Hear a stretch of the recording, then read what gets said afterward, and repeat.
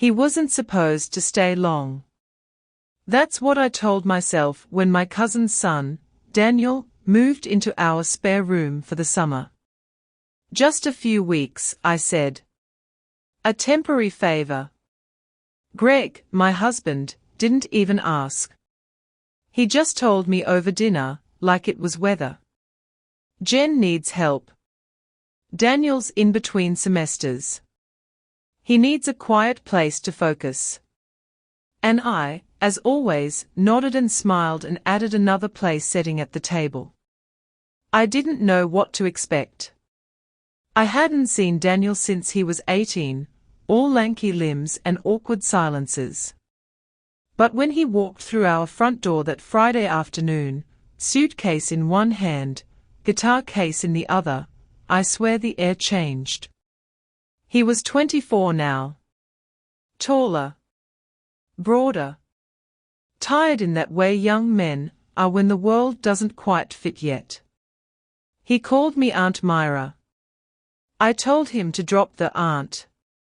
And that's how it started. He was polite. Respectful. Quiet. At first, he barely spoke during meals. Just little nods, faint smiles.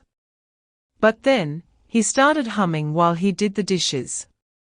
Little notes that floated through the house like smoke. And one evening, I passed his room and heard him singing. Not pop.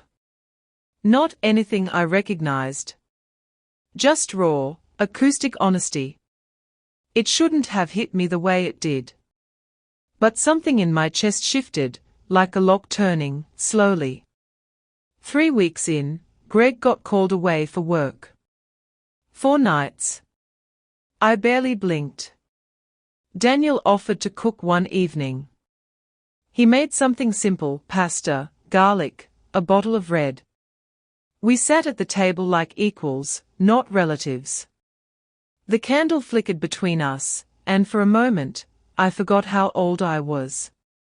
I forgot the lines around my mouth and the list of bills and the grocery points and the quiet ache that had become my marriage. And then I laughed. Not the kind you give out of politeness. The real kind. The kind that makes your body lean forward. And he looked at me, really looked, and I saw it. That flicker. Recognition. The shift came the next morning. I was in the laundry room, barefoot, robe loosely tied.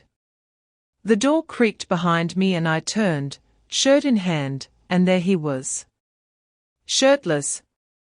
Coffee mug in one hand, surprise in his eyes.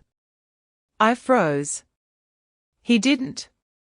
He just smiled, soft and unsure, like he wasn't sure if he was still allowed to. I didn't mean to. I shook my head. It's just laundry, I said.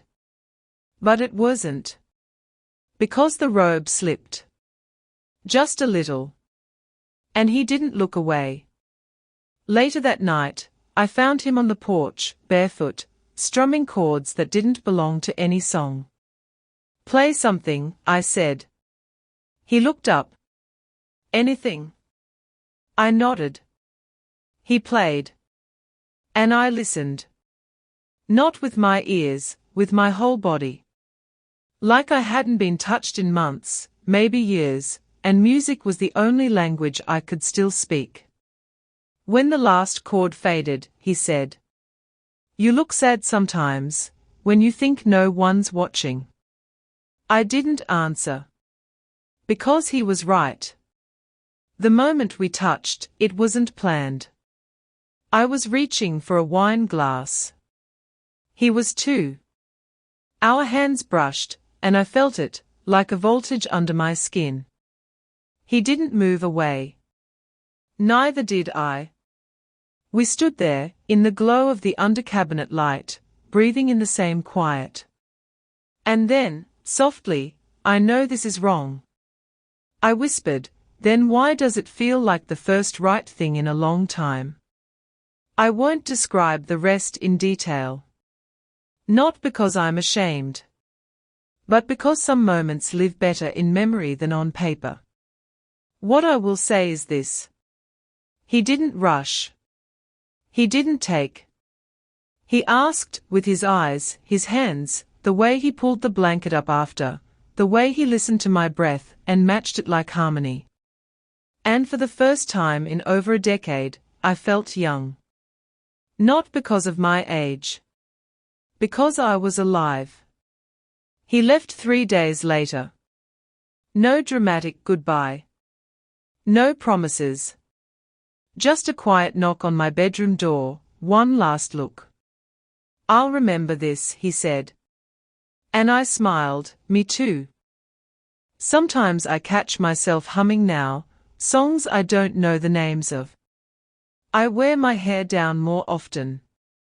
I walk barefoot even when the tiles are cold. I stopped apologizing for eating pasta at midnight or reading poetry out loud. And no, I didn't tell Greg. And no, I don't regret it. Because sometimes the most honest thing you can do is let yourself be seen, even if only once, even if only by someone who was never meant to stay.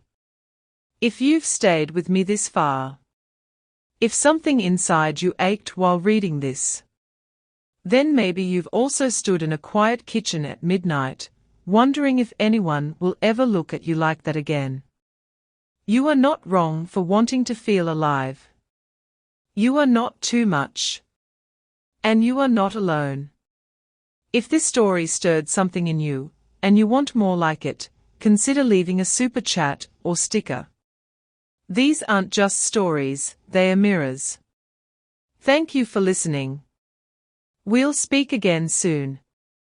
If you believe in the power of compassion, resilience and human connection, be sure to subscribe to the Robbie Stories and hit the bell icon so you never miss a story that could change your day or even your life. Until next time, stay kind, stay hopeful, and remember, some stories don't just entertain, they heal.